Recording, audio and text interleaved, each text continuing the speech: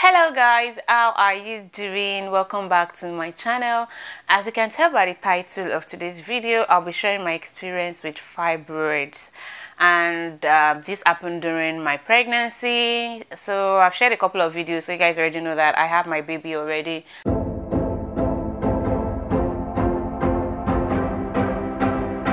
I just wanted to share my experience because while I was going through this very horrible experience, I had searched the internet, I had searched YouTube, hoping to have somebody who had also shared their experience so that I could relate with, because based on the kind of pain I was going through, I wanted to know the end point of the pain, so I was looking around for a lot of videos, and most of the videos I found were people sharing their fibroid experiences outside of pregnancy, before pregnancy, but mine happened while I was pregnant, or I discovered it while I was pregnant. So today I'm hoping to share my experience, and also to give hope to whoever is going through this, to know that you are not alone, and and also share how I got out of it.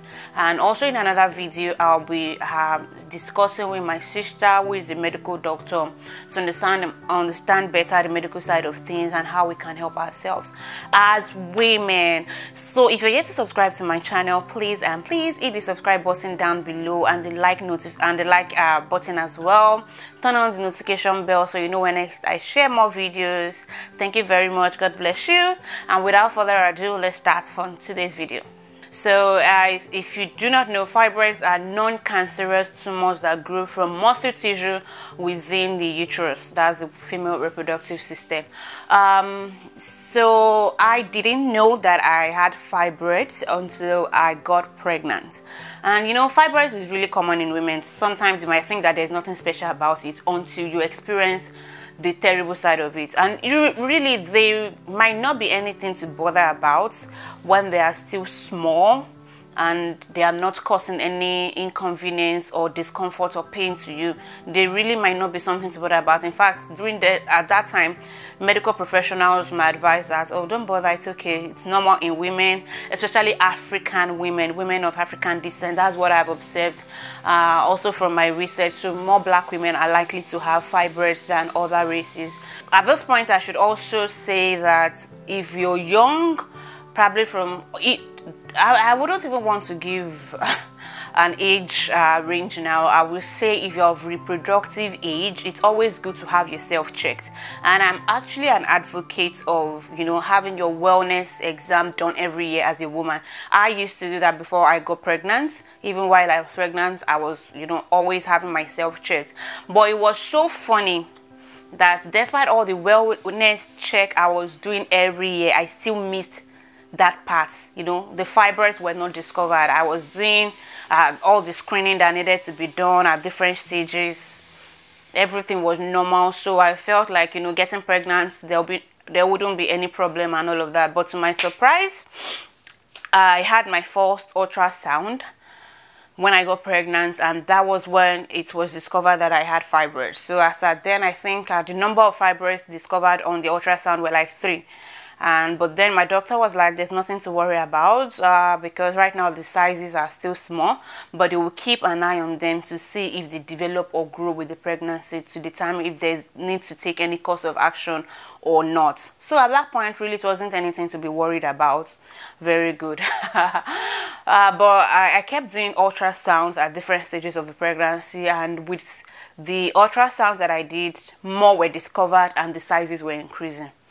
But at that point, I wasn't having any pain, so there was no problem, nothing to be done. The pregnancy was fine. I was, okay. But I think I was like in my 5th month, if I remember correctly. Either my 5th or my 6th month of pregnancy when I had a very terrible experience with fibroids.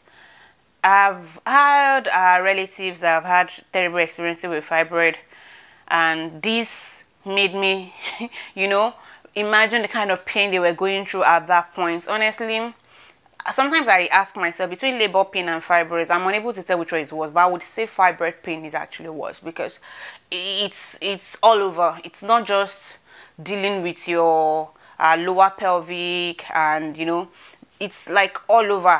It's horrible. It's horrible. I don't know. And maybe at that point, because you are not able to tell the end, makes it worse. Unlike you know, for labor pain, even I don't know, honestly, let me just not even try to make a decision between both, but I just know that this is not a kind of pain I would wish on my worst enemy. I am not joking, guys. This is not a kind of pain I would wish on my worst enemy. If you've had an experience with fibroid, please leave the comment down below. Maybe if you're able to better describe the pain, yeah, so that others can learn. Please, if you're able to describe, because right now I am not able to describe the pain. But one of the things I at that point, because I knew that whenever I had comfort later, I might forget what the kinds of pain that I was feeling. So I tried to write down some of the pain that I was feeling on my phone. So I'm just going to read it out to you what I had. Like, I had like serious back pain. I was just stationary on the bed. I couldn't even move my sides. It was very horrible. I had abdominal pain, and the abdominal pain was not just on one side. It was like all over. It was like all over. I had navel pain. You know, your navel, it was like there was a pull that was happening internally that was pulling my navel in. And honestly, I don't know how to describe it. I had cramps, terrible cramps. Then I had pelvic pain, and there was swelling, like the fibroid. You could see it if you were looking at my stomach. You could see it at different points. It was shooting out. It was shooting out, and as at that time I had started to have Braxton Hicks in my pregnancy. So with the Braxton Hicks came pain, and you could see the swelling of the fibroid shooting. Initially I thought that was my baby's leg or something, but my doctor told me, no, that's not your baby's leg. The baby's leg or body will be soft, and whenever you press, sometimes it will go in. But this was very hard, like very rocky hard, and when you press it, it's just there. So, and one of the worst parts of it was sleeping. Sleeping was horrible. I couldn't even sleep. I couldn't sleep. Like, I was grunting. So honestly, at this point, I'm beginning to say that I think my fibroid experience was worse than the labor pain I felt. Yes, because I couldn't sleep. With labor pain, I think I could still sleep at some point, but fibroids, I couldn't sleep at all. I was grunting. I couldn't switch my sides. It was a horrible experience. As I was saying, this happened like, I think the 5th or 6th month of my pregnancy was in 2nd trimester. And at that point, we went to the hospital. My OBGYN examined me. We did an ultrasound, and we confirmed that every other thing was okay. And so the pain was from the fibroids. And one of the things she talked about was fibroid degeneration. So fibroid degeneration is when, let's say, because as you're pregnant, you are producing more blood to supply to your baby, but also if you have fibroids, the fibroids are also feeding off of you. So some of your blood supply is also going to your fibroid, and when there's a cutoff of blood to that fibroid, it can cause a lot of pain. So at that point, we suspected that that was what I was experiencing. And so what would be the solution? She was like, there's no solution at this point, because they cannot go in there to remove the fibroid when the baby is there. So the only thing I could do was just to wait and observe and take pain relievers for the pain. And she recommended Tylenol. You know, as a pregnant woman, you need to be careful about the kind of pain medications that you take. You know, for me, I even believe that if the pain is something that you can bear, just bear it rather than complicating things with a lot of pain medication, and which was what I did. She recommended Tylenol.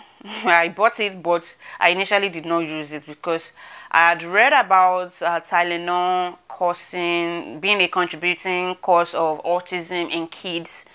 I had read an article around that at that point, so I was not willing to risk it, so I didn't take the Tylenol. I only bought it. But guys, the pain got to a certain point. I could no longer handle it. So I took one Tylenol. I was supposed to be taking it like, I think every 4 or 6 hours as the pain continued, but I did not take it afterwards. I just kept, you know, doing like other natural means of relieving pain and just like, God, yeah, my strength, things like that. So I didn't take it.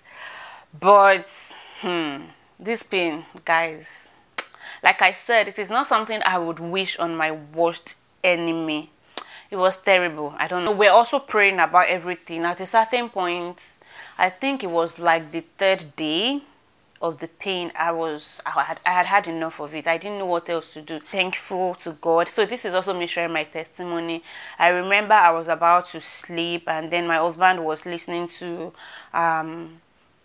this program by Pastor Jerry. Yeah, so but I was not even listening because I was in pain. So then I think I was listening absent-mindedly. I was about to sleep, and then I heard him mention something about fibroids. As soon as I heard fibroid, I didn't know what he was talking about. The only thing I heard was fibroid. As soon as I heard that like this, I jumped out of bed. I was so happy, like, fibroids. So I started praying. I joined the prayer at that point. I started praying. I activated my faith.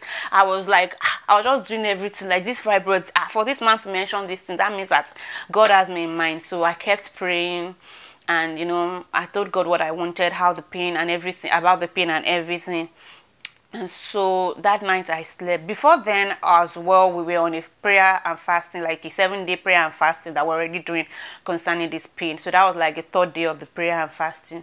So God being so good and faithful, guys, I'm not kidding you. That night I slept like I could turn my side. I slept so well. I was shocked. The following morning I woke up, I was better. Like, the pain had subsided. I was so shocked. I'm like, God, thank you. I remember the following day being Sunday, and I was able to go to church. So that was the beginning of my healing. Before I knew it, I think like the following day, the pain had totally gone. And honestly, till the end of my pregnancy, I felt nothing again about the fibroids. Yeah, so, you know, sometimes when we pray to God for something, we expect him to work in a way, but he works in another way. It doesn't mean that he has not answered the prayer. Because some people might feel like, and the fibroid is still there, so did God really heal you? For me, God answered my prayer because that pain was becoming unbearable. Yeah, I'm still going to have to remove the fibroids, but the healing I received at that point was so much needed. Like, that pain relief, because all the drugs and whatever were not helping me. And I didn't even want to do drugs. I did not want to do drugs because of all the risk associated with medication and all of that. But God came through for me at that time. So for me, that was so much relief. And the fact that throughout the pregnancy, God did not let the fibroids affect my baby. And let me tell you guys, the first ultrasound, they discovered 3 fibroids. The second ultrasound, I think they discovered 4. The third one, they discovered 5. At another point, they discovered 6.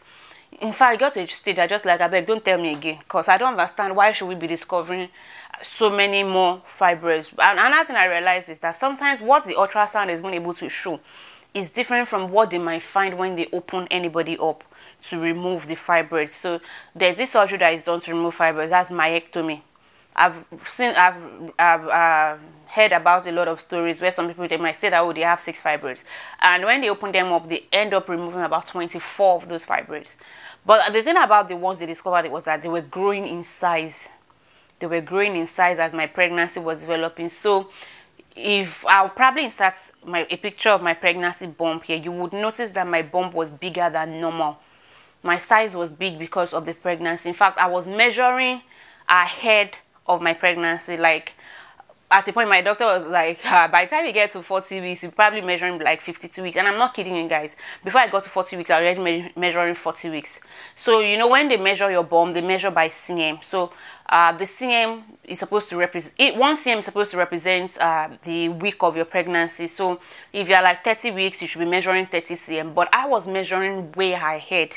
So, my bump was showing much early. Like, I was showing as early as like 4 months. You could tell that I was pregnant. Whereas some people, you might not be able to tell. And so, also during the pregnancy, I had a very big bump. And a lot of people were insensitive. I received a lot of comments, and I just thank God that for me, I feel like I have a bit of tough skin. So sometimes when you say some things to me, there are not things that I think about myself, it doesn't bother me. So I already know that you're just talking out of ignorance. Like, I remember somebody seeing me in this talk and was saying like, oh God, you're so big. You're going to have a baby right now. I'm like, no, I'm not having a baby. I'm not due until 2 months. And the woman was like, that's a lie. I'm telling you, you're going to have a baby right now. I'm like, come on, you're not me. So it's also to tell people how they to be. I remember when I also had my baby and I shared a photo and somebody made a very nasty comment. I don't even want to go, like, there were a number of comments I received here and there, and I don't even want to go into them. I just realized that people are so insensitive and uneducated. So I'm also saying this to you guys out there, male or female. You shouldn't comment on a woman's pregnancy bomb. If it doesn't look good to you, keep your mouth shut. If it looks good to you, you necessarily don't even need to make any comments. The only thing you should ask is, how are you? Hope you are fine. If you cannot even do that, keep your mouth shut, because you don't know what a woman is going through or why she's that big. And let me tell you, the size of a pregnancy bomb does not determine the number of babies, because I've heard somebody tell me that. I'm like, really? How can you say that the size of a woman's bum is what determines the number of baby? Nothing like that. So there are some women that even have twins and their bum might not be as big as somebody that is pregnant with a single baby. So you never can tell whatever anybody is going through. So if you can't sympathize with anybody, just keep your mouth shut and, you know, face ahead. Though you don't also need to start comparing yourself. Especially, I've seen this with some people that probably have had their baby and like, when I had my baby, please, that's what you, when you had your baby, you are different. Every woman is different. Women are different from woman to woman. Everybody's body is different. Your genes are different. Your fitness levels, they are different. So your what is it called? Your diet is different as well. So everybody will not react the same way to pregnancy. Each pregnancy for even a single woman is different. So let everybody enjoy their pregnancy and deal with whatever they're dealing with. You don't need to add more pain to it by making nasty comments. So just keep your mouth shut.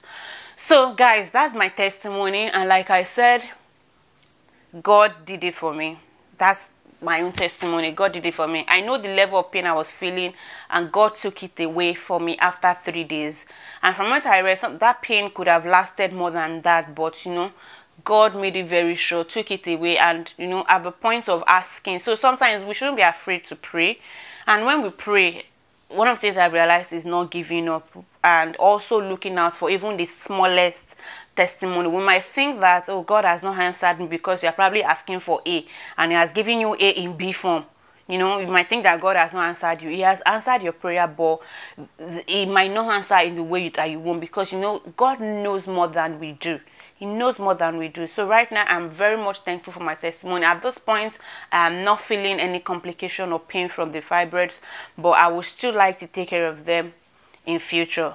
And one of the things I wish I had known about this fibroid before I got pregnant. I would have actually preferred to have taken care of them before getting pregnant. So that's why I would recommend to women of reproductive age out there, or if you've just gotten married or you're looking to start a family, to, you know, as part of the checks you want to do, ensure that this is as well done, so that if it's something you would like to take out before you conceive, then you can have it done. And if you decide that you don't even want to bother, you want to just leave it, no problem, because some people might have the fibroid and might not have complication or might not have any pain, whereas some people, it might be a thorn in the flesh for them. So you never can tell how things will turn out. So it's always good to be aware of all of these things so that you can, you know, seek medical advice and be sure of what to do. Yeah, so I hope this helps somebody out there.